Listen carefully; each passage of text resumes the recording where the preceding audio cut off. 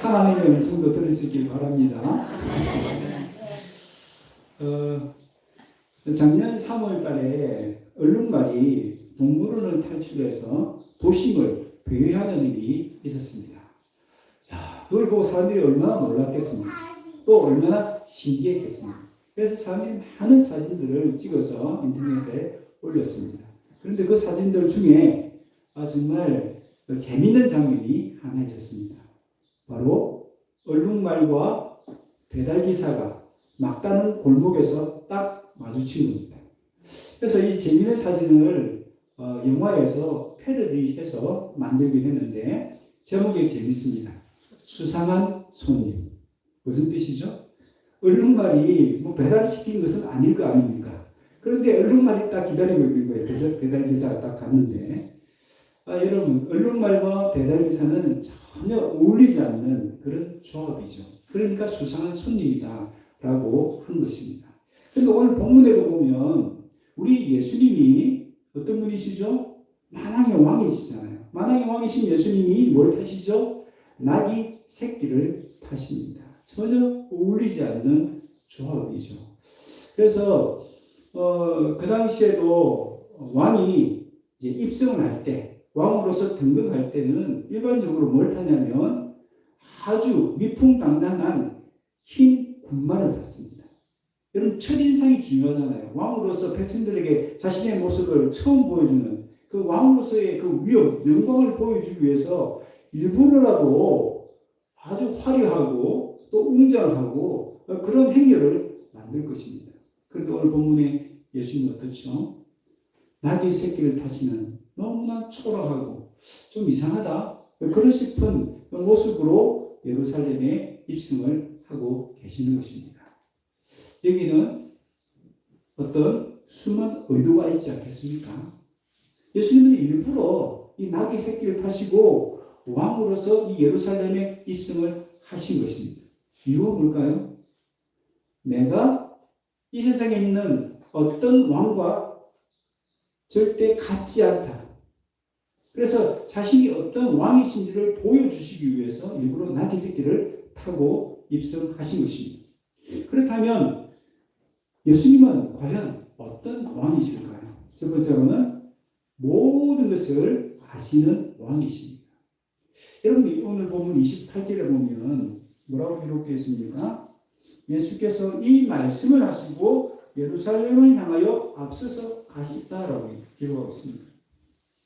여러분, 여기서 말하는 이 말씀은 뭘 의미합니까? 바로 앞에 있었던 우리가 전주에 살펴보았던 머나 비유입니다. 그 머나의 비유에 보면 어떤 게 있습니까? 주인이 왕위를 받으려고 먼 나라로 가는데 그것을 반대하는 원수들이 등장합니다. 지금 예수님도 왕위를 받기 위해서 예루살렘으로 가시는 것 아닙니까? 그런데 예수님이 왕 되시는 것을 반대하는 원수들이 이 예루살렘에 있다는 것을 예수님은 아셨습니다. 그리고 예수님이 가시는 그곳에서 고난을 당하시고 십자가를 지셔야 한다는 것도 아셨습니다.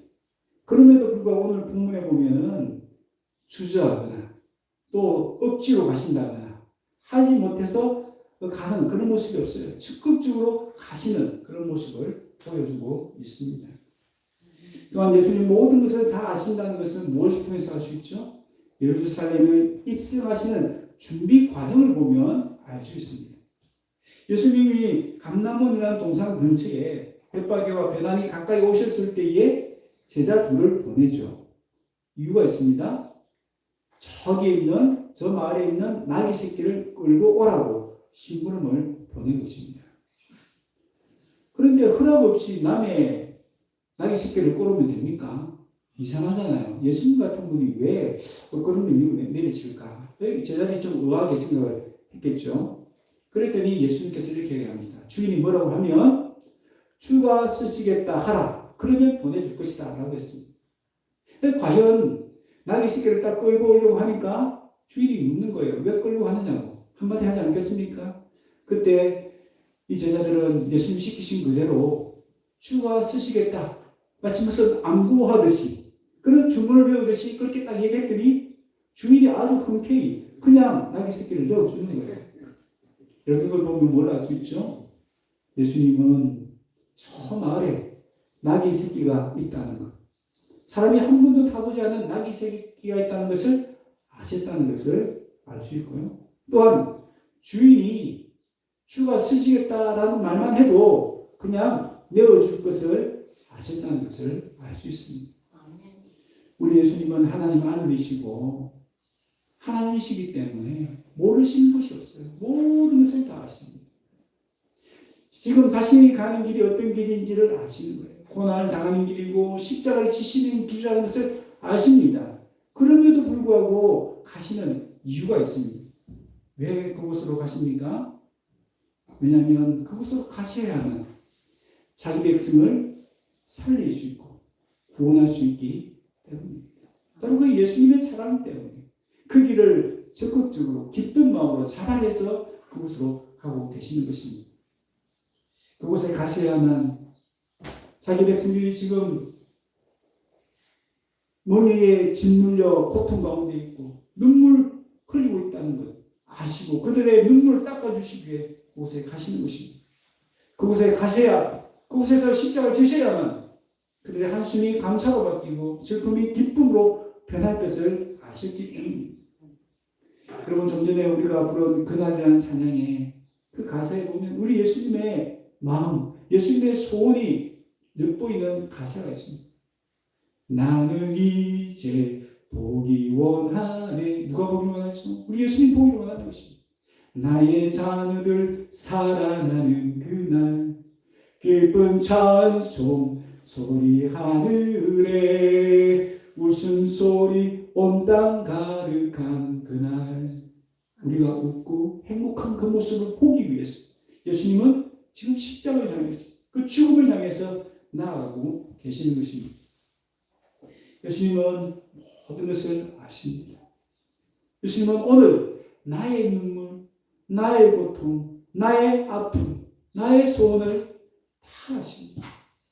그리고 오늘 나의 눈물을 닦아주시고 나의 상처를 치유해주시고 나의 아픔을 어루만져 주시고 나의 소원을 만족해 주실 줄로 믿습니다. 여러분 이보다 더 좋은 왕이 어디 있습니까? 이분을 나의 왕으로 나의 주인으로 모셔야 되지 않겠습니까? 두 번째로 예수님은 어떤 왕이십니까? 평화를 가져오시는 겸손의 왕이십니다. 예수님이 나귀 새끼를 타신 이유가 있습니다. 그것을 알 수 있는 구약성이 있는데 스가랴서 9장 9절입니다. 이 스가랴 선지자는 500년 전에 예수님 탄생하기 500년 전에 선지자입니다. 이 선지자는 장차 메시아 구원자가 오실 건데 왕이 오실 건데 그분은 나귀 새끼를 타고 오실 것이다 라고 예언을 하신 것입니다. 보라 내 왕이 했는데 이 내 왕은 바로 예수님을 가리키는 것입니다. 지금 예수님이 왕으로서 예루살렘에 입성하신다는 것을 스가랴는 이미 500년 전에 예언한 것입니다. 예수님은 이 예언의 말씀을 잘 아셨고 또 이 예언의 말씀을 이루시기 위해서 일부러 나귀 새끼를 타고 오신 것입니다. 그런데 이 스가랴 9장 9절에 보면 스가랴는 이 왕이 어떤 왕이라고 얘기합니까? 겸손하셔서 나귀 새끼를 타셨다라고 말씀하고 있습니다. 우리 생각에는 나귀 새끼를 타셨기 때문에 예수님이 겸손하다라고 말씀하시는구나 라고 이해할 수 있습니다. 근데 사실 그 당시에 이 나귀는요, 그는 천한 동물이 아닙니다. 아주 귀한 동물로 여겼습니다. 열왕기상 1장에 보면요, 솔로몬이 왕으로 등극할 때, 솔로몬이 왕이라는 것을 사람들에게 알릴 때 어디에다가 이 솔로몬을 태우냐면 다윗의 나귀에다가 솔로몬을 태웁니다. 참 상황이 될 사람입니다 하고 알릴 때에 그 다윗의 나귀를 이용한 것입니다. 그러니까 예수님이 단순히 나귀 새끼를 타셨기 때문에 겸손하다 그런 뜻이 아닙니다. 그 당시에도 그 당시 임금들도 전쟁을 할 때는 군마를 탔지만 평화 시에는 이 나귀를 타기도 했다는 것입니다. 그래서 예수님이 겸손의 왕으로서 나귀 새끼를 타셨다는 것은 평화와 관계 있습니다.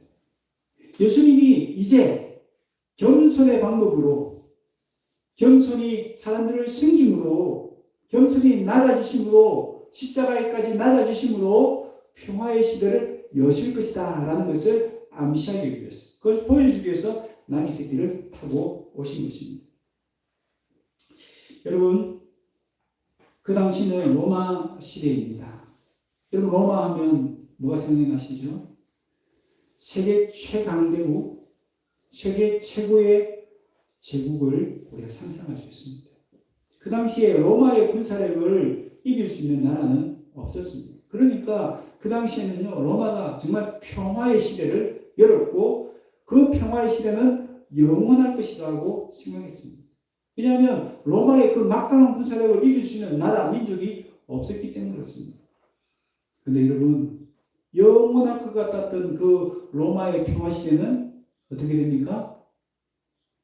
칼로 흥하지 않은 칼로 망한다는 말처럼 그들의 역사도 그냥 멸망으로 끝나고 말았습니다. 진정한 평화는 힘에 의해서, 군사력에 의해서 이루어지지 않는 것입니다. 예수님이 왜 겸손의 왕으로서 나귀를 타셨는가?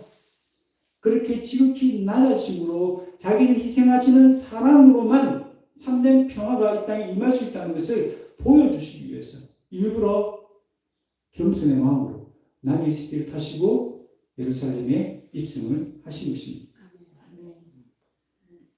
예수님이 지금 예루살렘에 들어가신 이유는 예수님 왕이 되는 것을 반대하는 원수들과 전쟁을 통해서 평화를 쟁취하겠다는 것이 아닙니다. 반대입니다. 오히려 자기 자신을 낮추고 자기 자신을 십자가에 들임으로 평화를 이루겠다는 것입니다. 여러분, 이 땅의 평화는 힘으로 이루어지는 것이 아닙니다. 이 땅의 평화는 돈으로 이루어지는 것이 아닙니다.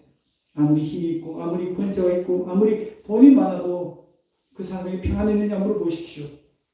그 사람 마음에 평안이 없는 사람이 훨씬 더 많을 것입니다. 진정한 평안은 우리 예수님만이 주실 수 있습니다. 예수님이 주시는 진정한 평안은 힘으로 얻어지는 것이 아니라 사랑으로, 겸손히 낮아짐으로, 섬김으로 이루어진다는 것을 우리에게 보여주고 있습니다. 예수님은 십자가에 죽기까지 낮아지셨습니다. 그래서 예수님은 저로 말미암아 하나님과 인간과 인간 사이에 막혔던 담을 허물어 주시고 참 평화를 주시기 위해서 화목제물로 이 땅에 오셨습니다. 그래서 이사야 선자는 이사야 53장 5절에 이렇게 말씀합니다. 우리 같이 한번 읽겠습니다. 시작. 그가 찔림은 우리의 허물을 인하니라. 그가 상함은 우리의 죄악을 인하니라. 그가 징계를 받음으로 우리가 평화를 누리고 그가 채찍에 맞음으로 우리가 나음을 입었도다. 여러분, 예수님이 십자가에 죽음을 주심으로 우리에게 주신 선물인데 그 중에 하나가 뭐라고요? 평화라는 것이에요. 평화. 우리 마음의 평화. 우리 관계 속에 깨어진 미움과 다툼과 정으로 깨어진 그 관계의 회복, 그 평화를 주시기 위해서 이 땅에 오셨고 십자가를 지셨다는 것입니다. 마음의 평안을 잃어버린 분이 계십니까? 미움과 다툼과 관계의 어려움으로 평화를 잃어버린 분이 계십니까? 그때가 평화를 주시는 우리 예수님을 만나야 될 때인 줄 믿습니다. 아멘. 예수님이 주시는 그 평화를 맛봐야 될 때인 줄 믿습니다. 아멘. 토마스 킴피스는 그리스도를 본받아라는 책에서 그리스도인이란 평화로운 자이고 평화를 만드는 자라고 말했습니다. 무슨 뜻입니까? 그리스도인은 예수님으로 인해서 평화를 맛보는 자예요. 뿐만 아니라 그리스도의 대사로서 다른 사람들 관계 속에 또 다른 사람들 마음 속에 평화를 만드는 자라는 뜻입니다. 우리의 진정한 평화를 주시는 우리 예수님을 왕으로 모십시다. 그래서 그분이 주시는 한 나라의 평화를 맛보고 누릴 수 있는 저와 여러분이 되시길 바랍니다. 뿐만 아니라 그 평화를 다른 사람들에게 만들어줄 수 있는 그런 복된 인생들이 되시기를 바랍니다. 아멘. 마지막으로 예수님은 어떤 왕이십니까? 예수님은 찬양 받으시기에 합당하신 왕이십니다. 예루살렘으로 입성하시는 예수님을 보고 사람들은 열광적으로 환호합니다. 너무 기뻐하며 찬양합니다. 우리 38절 찬송하시는데요. 찬송하리로다 주의 이름으로 오시는 왕이여 하늘은 평화요 가장 높은 곳에는 영광이로다. 아멘. 그들은 지금 예수님이 당장이라도 구원자로서 메시아로서 왕으로서 로마의 압제로부터 그들을 해방시켜 주시고 그들에게 참된 자유를 주실 걸로 기대한 것입니다. 그래서 하늘은 평화이고 지극히 높은 곳에는 하나님께 영광이 돌려질 것이다. 그렇게 찬양을 올려드린 것입니다. 마태복음과 마가복음에는 호산나 다윗의 자손이여 라고 찬양하고 있습니다. 여러분 호산나라는 뜻은요 구원하소서 자비를 베푸소서라는 뜻입니다. 그들의 기대, 그들의 어떤 소망이 얼마나 충만했는지 모릅니다.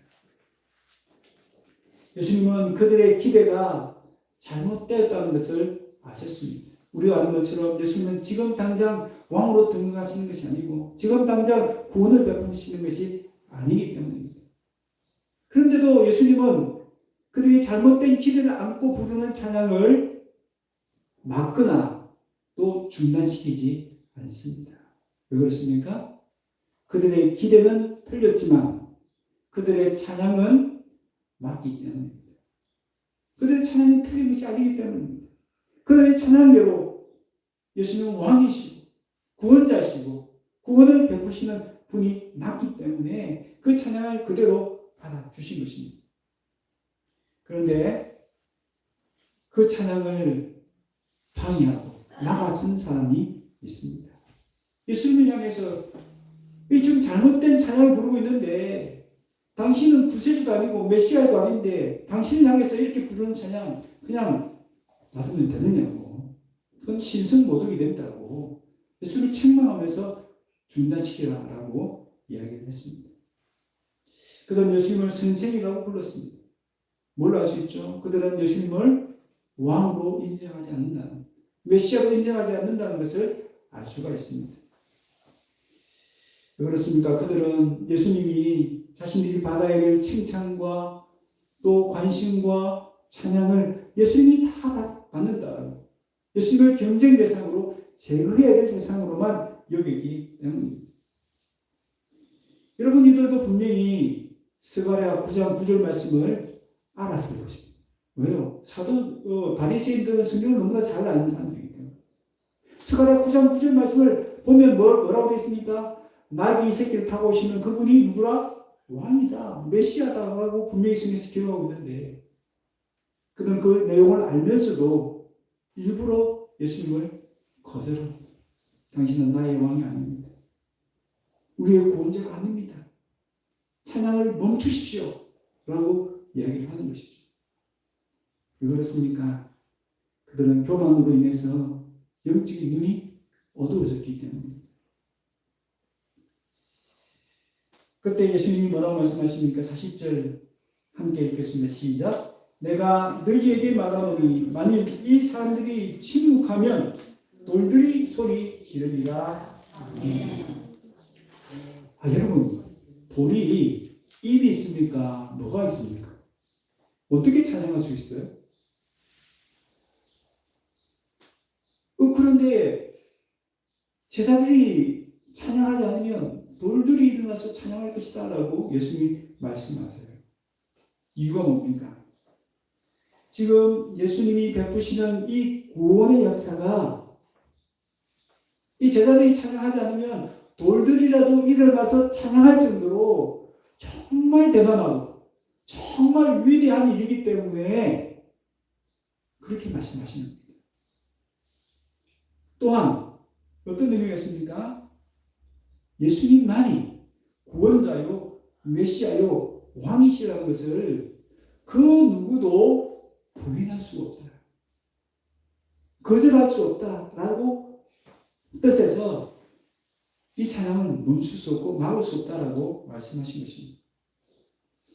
만약 제자들이 선언하지 않으면 돌들이라도 예수님이 구원자요 메시아요 왕이라고 그렇게 선언할 것이다라고 말씀하는 것입니다. 여러분, 내 생명을 살려준 은인이 있다라고 하면 여러분 그 은인에게 어떻게 하시겠어요? 여러분 물어보나 말 아닌가요? 아니, 당연히 그 은인에게 감사를 표해야 되죠. 아니, 살인을 내가 할 수 있는 최선을 다해서 살인을 해야 되죠. 그건 누구나 당연한 건 아닌가요? 그 당연하고 마땅한 걸 누구한테 물어볼 필요가 있습니까? 그냥 하면 되죠. 마찬가지입니다. 예수님이 우리에게 구원의 선물을 주셨잖아요. 그럼 어떻게 해야 되겠어요? 내게 생명을 주시고 내게 천국을 선물해 주신 그분에게 우리가 어떻게 해야 되겠어요? 당연히 찬양을 해야 되죠. 당연히 그분께 영광을 돌려드려야 되죠. 여러분, 지금 저 하늘에 해가 떠 있잖아요. 그런데 누가 저 해를 보고 저건 해가 아니야, 달이야. 여러분, 달이라고 누가 우긴다고 했어. 그 사람이 아무리 뛰어난 과학자고 또 힘이 센 대통령이 저건 해가 아니고 달이다라고 해도 여러분 그 해가 달로 바뀌나요? 바뀌지 않아요. 예수님이 왕이시고 예수님이 구원자고 예수님이 메시아라는 것, 이 바리새인들이 아무리 거절하고 당신 메시아 아니라고 부인을 해도 예수님이 구원자이신 것, 예수님이 메시아인 것, 예수님이 왕이신 것, 그 사실이 변할까요? 변하지 않는다는 뜻입니다. 여러분, 우리는 마땅히 예수님을 나의 구원자로, 나의 왕으로 인정하고 모셔야 될 줄 믿습니다. 아멘. 왜요? 그것은 변하지 않는 사실이기 때문에. 또한 그분이 우리에게 이루어주신 그 구원의 역사를 생각하면 당연히 마땅히 찬양할 수밖에 없는 것입니다.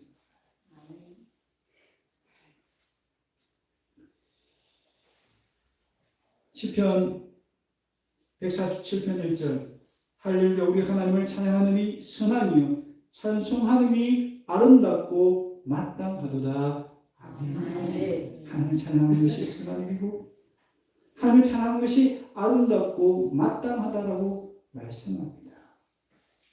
하나님이 그만큼 존귀하신 분이시고 그만큼 영광스러운 분이시기 때문에 찬양해야 합니다. 뿐만 아니라 그분이 우리를 위해서 이루어주신 구원을 생각하면 마땅히 찬양할 수밖에 없는 것입니다. 그래서 시편 150편에는 호흡 있는 자마다 찬양할지라고 명령하고 있습니다.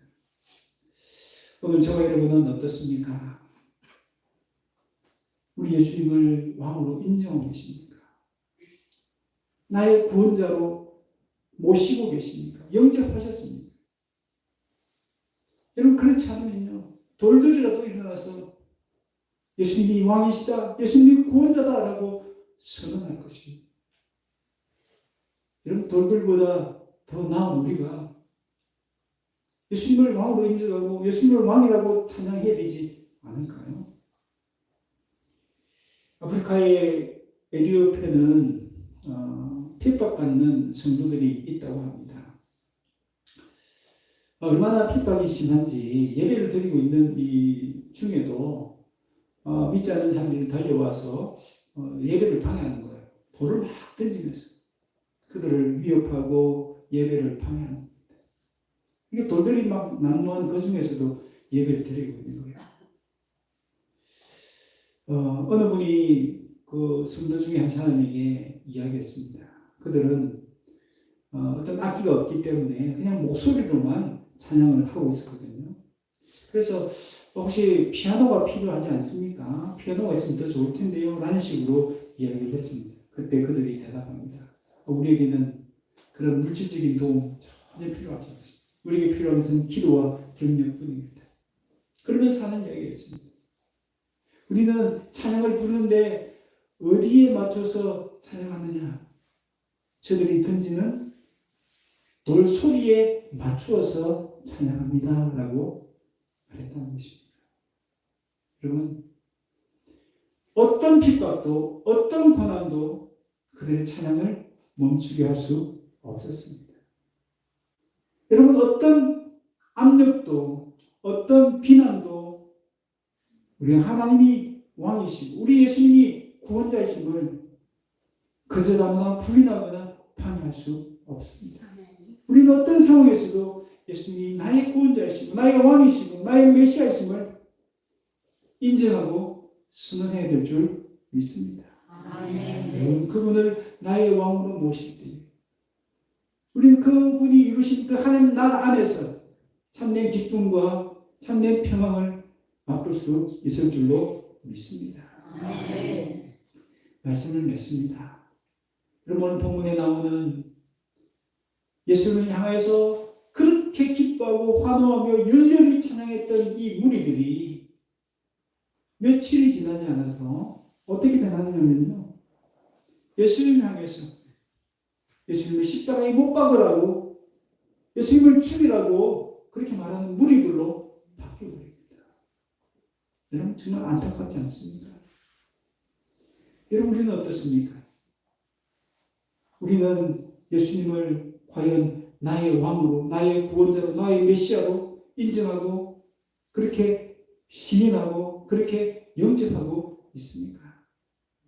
우리는 어떤 상황 속에서 어떤 어려움, 어떤 핍박이 있을지라도 이 믿음을 변치 말아야 합니다. 예수님이 나의 유일한 구원자요, 나의 메시아이고 나의 왕이심을 늘 인정하시고 그분에게 합당한 찬양을 올려드릴 수 있는 저와 여러분 다 되시기를 주의 이름으로 축원합니다.